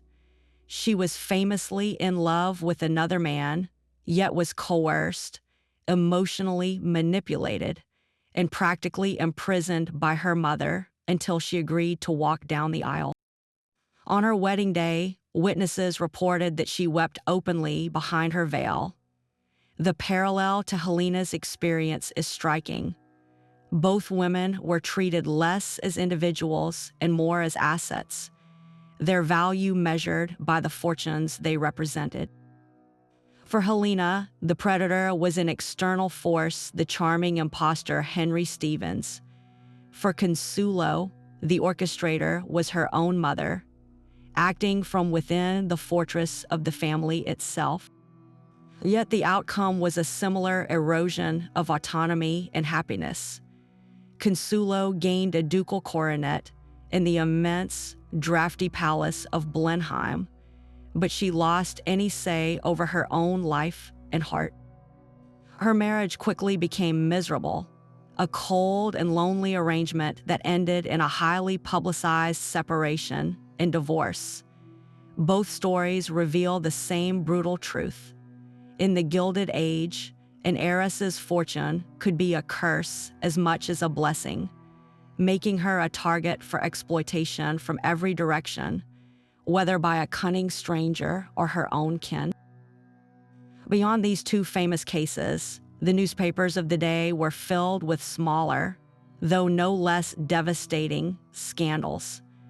There was the story of the beautiful Chicago heiress who married a supposed Italian count, only to discover he was a bankrupt hotel clerk with a talent for forgery.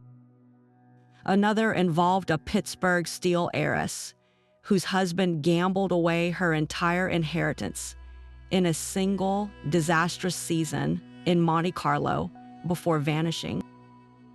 These tales, while perhaps less epic in scale, followed the same blueprint.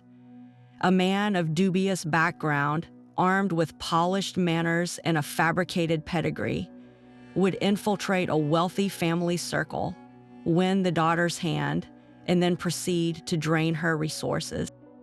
The methods varied. Some were bold grifters like Henry Stevens, while others were simply weak, spendthrift aristocrats looking to restore their fading fortunes. But the result for the heiress was often the same: financial depletion, public humiliation, and a profound betrayal of trust. This epidemic of fortune hunting was a direct symptom of the era's unique social turbulence. The old, established families of Europe and the East Coast, often land rich but cash poor, looked across the Atlantic and saw a solution to their financial woes in the form of American dollar princesses. Simultaneously, the newly rich American industrialists, desperate for the social validation that only a title or an old name could provide, were eager to make the trade. This created a perfect and perfectly corrupt marketplace for marriages. It was a system that valued lineage and ledger books over love and compatibility, reducing human relationships to cold, calculated mergers. Helena Zimmerman's specific nightmare with the fake pearls was the extreme, criminal end of this spectrum, but it existed within a culture that had already normalized the idea of treating heiresses as commodities. Her story, and those like it, stand as a permanent indictment of a time when the pursuit of status and wealth could justify almost any form of deception, leaving a trail of broken lives in its glittering wake. While the sensational headlines eventually faded, the legal and institutional shockwaves from the Stevens case rippled through the corridors of power, contributing to a slow but significant shift in how the law viewed a married woman's financial autonomy. It's crucial to understand that Helena Zimmerman's lawsuit did not single-handedly rewrite the legal code overnight. Rather, her very public ordeal became a powerful, high-profile argument for reforms that were already being debated by a growing women's rights movement. The case served as a spectacular, real-world exhibit of the dangers inherent in a system that left even the wealthiest women legally vulnerable to the whims or deceit of their husbands. To appreciate the change, we must first look at the legal landscape Helena was born into. For much of the 19th century, the doctrine of coverture governed marriage law in the United States, a legal principle inherited from English common law. Under coverture, a woman's legal identity was essentially absorbed into her husband's upon marriage. She could not own property in her own name, control her own wages, enter into contracts, or sue or be sued independently. Any property she brought into the marriage, including an inheritance as vast as the Zimmerman fortune, legally became her husband's to manage, control, and, as Helena discovered to her horror, squander. This system was designed for an agrarian society, but it became a terrifying anachronism in the Gilded Age, when industrial fortunes created a new class of extremely wealthy daughters who were, in the eyes of the law, sitting ducks for unscrupulous men. By the time of Helena's marriage in the 1890s, the first cracks in this system had already appeared. Starting in the 1840s, states began passing married women's property acts. These laws were initially quite limited, often designed to protect a wife's property from being seized to pay her husband's premarital debts. Over decades, these acts were expanded, but their application was often patchy and filled with loopholes.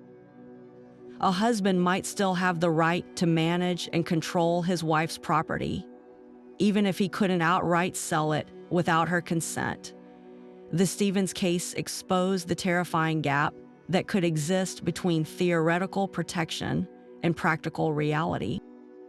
Helena's inheritance was legally hers, but Henry, as her husband, was able to assume control of it, use it as collateral for massive loans, and deceive her about its management for years.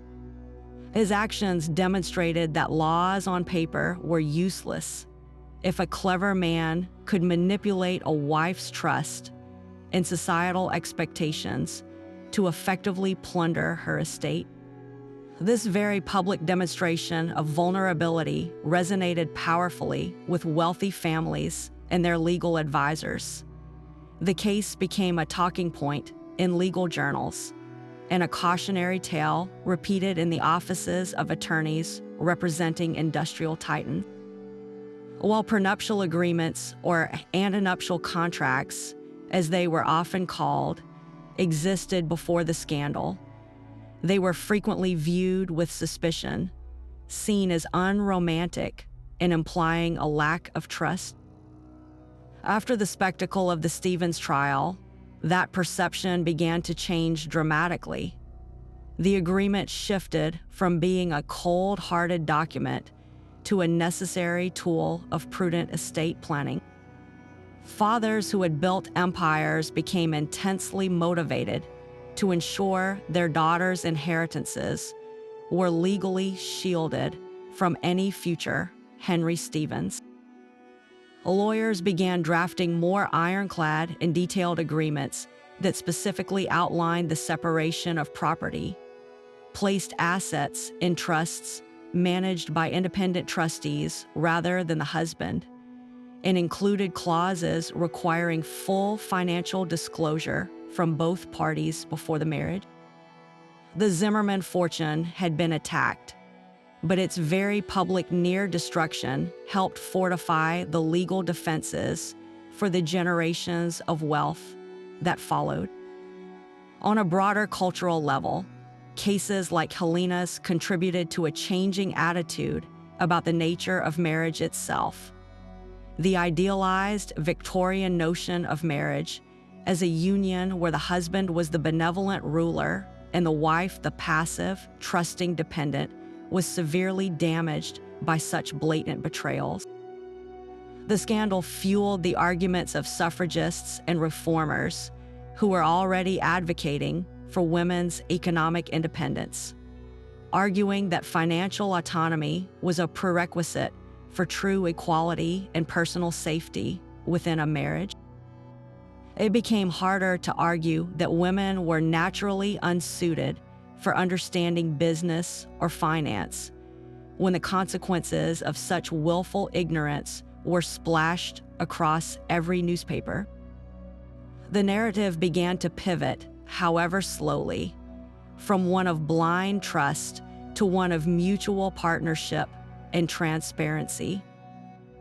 The legal legacy of Helena Zimmerman's nightmare, therefore, is found not just in the fine print of strengthened property laws or the increased use of prenuptial agreements, but in the gradual dawning of a societal recognition that love and legal protection are not mutually exclusive, and that sometimes the greatest act of faith is to prepare for the possibility of its betrayal.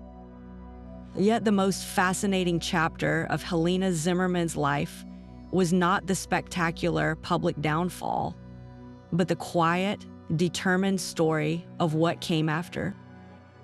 In the wake of the scandal, she faced a stark choice: to become a permanent recluse, defined forever by her victimhood, or to somehow find a way to reassemble the pieces of her life. The gilded cage of high society had slammed its doors shut, but rather than wasting her remaining energy trying to batter them down, she made a conscious and profoundly pragmatic decision. She turned her back on the world that had rejected her, not in bitter defeat, but as a strategic retreat. She sold the monstrous Newport cottage, Seacliff, a place forever stained with the memory of fraudulent parties, and she significantly downsized the Fifth Avenue mansion, liquidating assets not just to pay debts, but to sever ties with a lifestyle that had brought her nothing but grief. This wasn't a retreat. It was a recalibration. She exchanged the exhausting performance of limitless wealth for the manageable comfort of a reality she could actually control. This new life required a strength that went far beyond the social graces she had been taught as a girl. The financial management she was now forced to undertake was a brutal crash course in reality. Where once she had only known the abstract concept of limitless funds, she now pored over account books with her lawyers, learning to distinguish sound investments from risky gambles, understanding the true cost of things for the first time. The woman who had once ordered a dozen gowns from Paris without a second thought now became a shrewd and careful steward of what remained of the Zimmerman fortune. This was not a descent into poverty. She was still a very wealthy woman by any standard, but it was a life stripped of its former absurd extravagance. In this new existence, she discovered a resilience she never knew she possessed. The same intelligence that had made her a celebrated hostess was now redirected towards securing a genuine future for herself and her children, one built on the solid ground of truth rather than the shifting sands of illusion. Crucially, Helena did not disappear entirely. Instead of fighting for a seat at tables where she was no longer welcome, she began to cultivate a different kind of circle.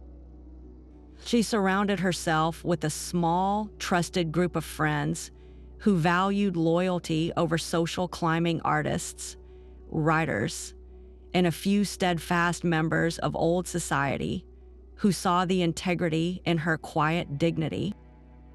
Her social life became more intimate, centered in her smaller home where conversation mattered more than display. She also began to redirect her resources and influence toward philanthropy, involving herself with charities focused on women's education and welfare. This was a meaningful and powerful reclamation of her identity, no longer just the railroad heiress or the woman with the fake pearls. She became a quiet patron, using her resources to make a tangible difference away from the glare of the society pages, and helping other women who faced hardship, albeit of a different kind. She found a purpose that her previous life of pure leisure had never offered. The legacy Helena Zimmerman Stevens ultimately left behind is far more complex and human than the scandal that briefly defined her. She lived out the rest of her days with a quiet grace that stood in stark contrast to the noisy drama of her middle years. While she never fully re-entered the whirl of elite society, she achieved something perhaps more valuable: a life of authentic contentment on her own terms. She proved that resilience isn't about erasing the past, but about integrating its hardest lessons into a wiser, more grounded future. The woman who emerged from the wreckage was not the naive heiress who had been so easily deceived, but a person of formidable character who had looked into the abyss of betrayal and financial ruin and chosen to rebuild. Her story, therefore, transcends the simple tale of a Gilded Age scandal. It becomes a timeless lesson in the power of quiet strength, demonstrating that the greatest fortunes are not those listed in a bank ledger, but the inner resources of character and resilience that no conman can ever steal. And so, the haunting story of Helena Zimmerman Stevens draws to a close, not with a dramatic finale, but with the lingering echo of a life irrevocably altered.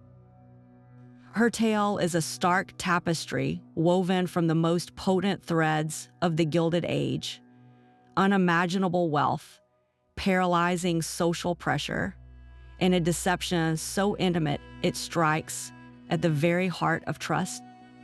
We witnessed a woman born into a fortress of privilege, groomed for a role at the pinnacle of society, only to have that very foundation crumble beneath the weight of a beautiful, devastating lie. The fake pearls were more than just a husband's forgery. They were the perfect symbol of an entire world built on appearances, where a lustrous surface could hide a hollow core. Henry Stevens was not a mere thief. He was a psychologist of ambition, a man who understood that the most effective con targets not the wallet, but the deepest yearnings for love, acceptance, and legitimacy. This nightmare forces us to reflect on the immense price of social ambition, a currency traded as fiercely as railroad stocks in that era.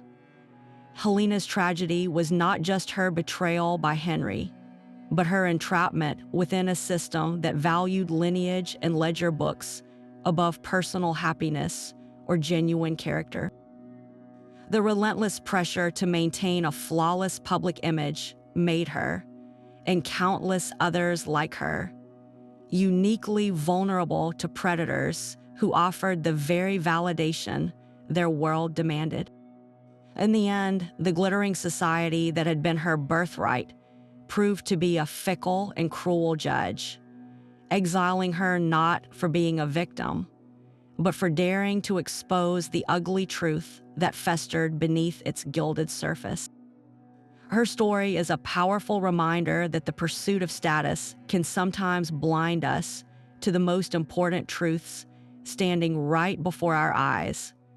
The legacy of Helena's ordeal extends far beyond the scandal sheets of the 19th century.